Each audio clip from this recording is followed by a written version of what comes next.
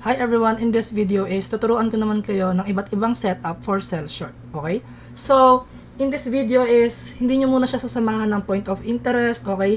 Like ano lang muna siya, for entry setup lang talaga, okay? So, yung iba nyo pang natutunan sa group like pag-identify ng trend, time frame confluence, ganyan is pwede nyo siyang i-combine dito, okay? So, ito, kapag sabihin natin na sa point of interest mo na yung price, pwede mo nang gamitin tong mga sell short setup na ituturo ko sa inyo. Tapos, kapag nakita nyo naman sa higher time frame to, pwede nyo silang gamitin as point of interest.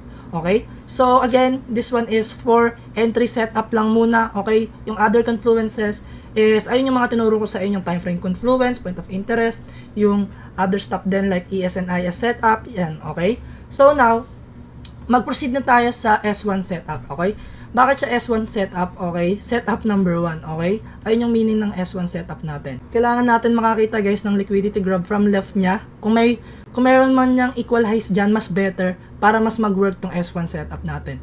And after niya i-take yung liquidity na yon, kailangan natin makakita ng change of character. Okay? Kailangan niya ma-violate yung low niya na nag-take ng liquidity sa left side. Gets niyo ba guys? Okay? So now, after natin makakita ng change of character, di ba? Pwede na natin agad i-trade yung mga setup natin dito.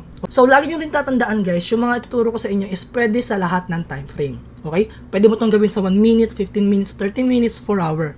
Okay? So, depende na yan sa magiging trading style mo.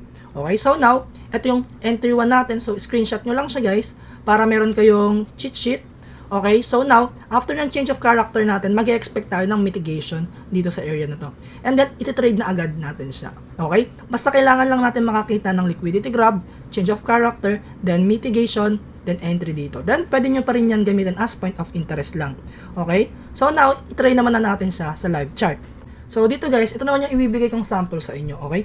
After ng liquidity grab niya dito guys, etong whole move niya na to is dito nag-start yung change of character natin. Okay? Kailangan muna natin makakita ng liquidity grab. Then, after ng liquidity grab, kailangan niyang ma-violate yung low, ito, which is ito, na nag-take ng liquidity dito. Okay? Once na may makita na tayong liquidity grab, kailangan na lang natin makakita ng change of character. Then, pwede na natin i-trade yung mga obvious na point of interest na tinitignan natin. Which is, ito na yung ginawa niya dito. Okay? Grabe yung drop niya dito, guys. Okay? So, again, this one is S1 setup. Okay? Lagay natin dito. S1 setup. Okay guys, so proceed naman tayo sa second sell short setup natin guys. Okay? So, gagawin natin, kailangan muna natin makakita ng liquidity grab sa left. Okay lang kahit isa, okay? Ito yung good sa S2 setup natin. Hindi natin kailangan makakita ng equal highs. Okay? So, pwedeng yung highs natin is kailangan ganito, like katulad nung kanina, para masabi natin siyang highs. Pero dito sa S2 setup natin, kahit isang high lang yung ma-violate niya, then magka-create siya ng change of character. Then, kailangan natin makakita ng mitigation. Okay guys, yung mitigation is binalikan lang yung block, bumalik lang siya dun sa area na yun. Pwede nyo na siyang i-consider as mitigation. Then, after ng mitigation na yun guys, kailangan natin makakita ng break of structure. Okay? Then, lagyan natin dito ng break of structure guys. Okay? Break of structure. Then, after ng change of character plus mitigation on this area, and then break of structure, and then pwede na natin gamitin yung mga point of interest natin na tinitignan dito like FEU candle, IFC candle, order block, ganyan, okay? So pwede nyo targetin lang yung low na to, so pwede kayo mag-trail stop, so depende na yan sa trade management nyo guys, okay? So now guys is gagamitin natin to as live sample, okay? So now guys is tuturuan ko kayo ng live sample, okay?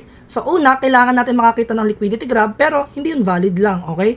Kailangan din natin, after ng liquidity grab na to, meron tayong makikitang change of character, which is eto na. Okay, weak to body change of character, guys. After neto, guys, kailangan natin makikita ng mitigation or babalikan lang niya tong area na to or any blocks dyan. And then, nag-mitigate na siya dito. And then, kailangan natin dito ngayon makakita ng break of structure. Break of structure, which is eto na. May weak to body break of structure na tayo. So, ang gagawin natin, yung pinaka-clear guys, huwag nyo na pahirapan yung sarili nyo. Yung pinaka-clear sa time frame na tinitignan nyo, ay na yung gamitin yung point of interest. Or kung nasa 1 minute na kayo, pwede nyo na yung gamitin for entry. Okay? So, now, after natin ma-confirm na may liquidity grab din dito sa left, then change of character dito, plus break of structure after ng mitigation na to guys, is pwede na tayo mag-entry dito. Ngayon, which is dito, entry. take profit dito sa low na to or sa mga liquidity dito sa baba. Okay, so check natin if anong gagawin. Ayun, take profit. Then, hanggang dito siya nag-react. Okay, is S2 setup.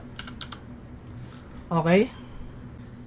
Ayan, okay guys. Yung third entry naman natin guys for sell short, lagyan natin to S3 or setup 3. Okay. Kailangan lang natin makakita ng change of character.